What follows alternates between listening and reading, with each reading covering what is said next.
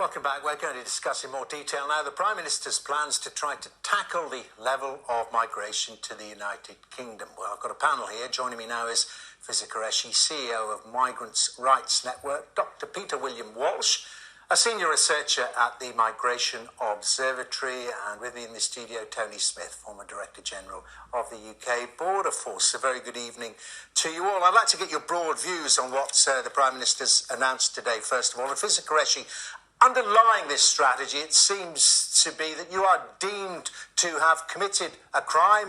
You're entering the country illegally if you arrive in a small boat. Yes, I mean, incredibly disappointing that the government is distracting from its other policy failures and fixating on migrants and refugees in small boats. Again, we believe seeking safety should never be seen or deemed a crime. And the government immediately neglects the fact that claiming asylum in the UK is impossible if those safe routes don't exist. So what other ways are people able to get to the UK to claim asylum?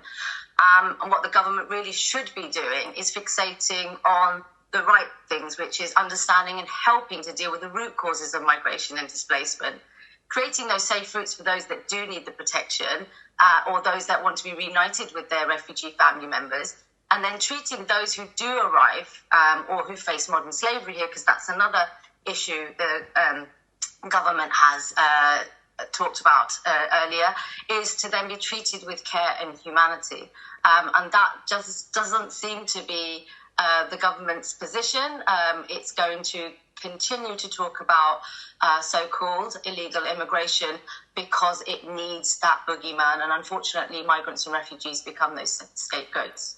Dr. Walsh, your overview, the opposition Labour with our partners in Europe on dismantling international because international organised crime demands an international response. We need to be a part of that. So, of course, we can't do it on our own, but I think there's a lot more we can do, and I hope this government are trying to do with our colleagues in Europe. Fizza Qureshi, it'd be interesting to get your view. And first of all, do you believe, as the government does, that these human smuggling gangs are behind an awful lot of this migration, or do you think it is just the natural desperation of elements of humanity?